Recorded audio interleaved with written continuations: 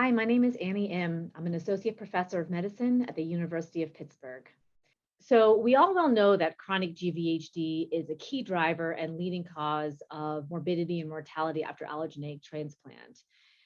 The standard of care of treatment continues to be steroids alone, but we know that steroids alone are often inadequate. About 50% of patients either become steroid dependent or steroid refractory. So itacitinib is a JAK1 inhibitor. It's an oral drug. It's very potent and selective for JAK1. And it has been studied and been shown to be safe to be combined with steroids in the setting of acute GvHD.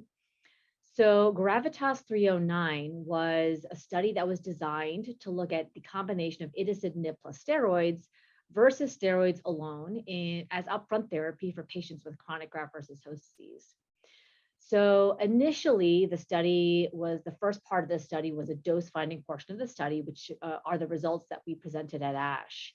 And so patients were adult patients with chronic graft-versus-host disease who had moderate or severe chronic GvHD after allogeneic transplant of any type. And they could have received steroids for up to 3 days only. And so this really was looking at upfront therapy. So initially, itacitinib doses of 200 milligrams and 300 milligrams daily were evaluated, but based on results, PK results from the acute GvHD study, we found that there seemed to be a signal for increased CRs, complete responses with increased exposure. And so an expansion phase part of the study was performed where we looked at even higher doses of 400 milligrams daily and 300 milligrams twice a day. And we also added a control arm of steroids alone. So again, the primary endpoint of this part of the study was really just to safely identify a dose for the part 2, which would ultimately be a randomized phase 3 study. And the key secondary endpoints for this part of the study was to look at the overall response rates by NIH criteria.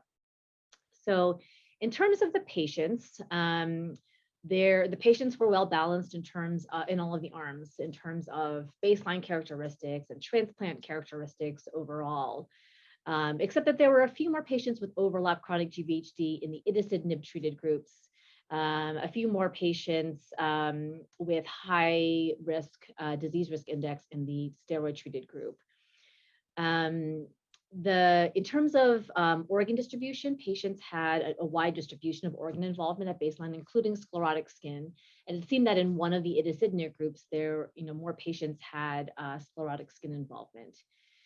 So initially, again, the doses, there were 4 treatment arms, one looking at 300 milligrams daily, 400 milligrams daily, 300 milligrams BID, and then a control arm. Early in the study, there was a concerning signal for increased malignancy relapse in the 300 milligram BID arm. And so the decision was made to discontinue that arm. And anyone who was continuing on that dose was switched to 400 milligrams daily instead. So in terms of the results, in terms of safety, there certainly were more adverse events in the itacitinib treated groups, including grade 3 and higher, and that was mostly due to infections and cytopenias. On the flip side, in the steroid treated group, the most common reason for discontinuation of treatment was due to GvHD progression or requiring new GvHD therapy. In terms of the efficacy, there were numerically higher rates of overall responses and complete responses in the 300 milligram daily group and the 400 milligram daily group compared to steroids alone. And that was seen across all organs when we looked at the organ-specific responses, even complete responses in sclerotic skin in the itacitinib treated groups. So there was also a preliminary exposure response analysis performed where it seemed that the efficacy decreased with increasing exposure, and there were increased adverse events with increasing exposure. It's important to note that 2/3 of the patients were on a strong CYP3A4 inhibitor, like mostly being some of the azoles that we use for prophylaxis and treatment. And so there was a subsequent or a preliminary PK analysis that was performed that suggested that there should be a further dose reduction than was initially suggested in the study protocol. And so the data that we presented was actually before it was the cutoff was before that change happened. So we do plan to look at the cohort that subsequently did have an additional dose reduction for patients who were on strong CYP3A4 inhibitors, which again was about 2/3 of patients who had that at any time during the study. In terms of causes of death, overall, there were 16 deaths in the Itacitinib treated groups, 9 of which were during treatment, and most of those were due to infection. And just 3 of those were deemed to be related to the treatment by the investigator. There were also COVID-19 related deaths, and then 1 death from an intracranial hemorrhage when a patient had received just 1 dose of Itacitinib, so likely unrelated. So overall, in conclusion, what we found was that we saw increased rates of overall responses and complete responses in patients treated with Itacitinib 300 milligrams daily or 400 milligrams daily combined with steroids, compared to steroids alone in patients with moderate or severe chronic GvHD as upfront treatment, with overall response rates of 46 to 52% compared to 36%. However, we also saw increased rates of infections and cytopenias, which I did not mention earlier, but there were also increased cytopenias seen in all of the Itacitinib treated groups.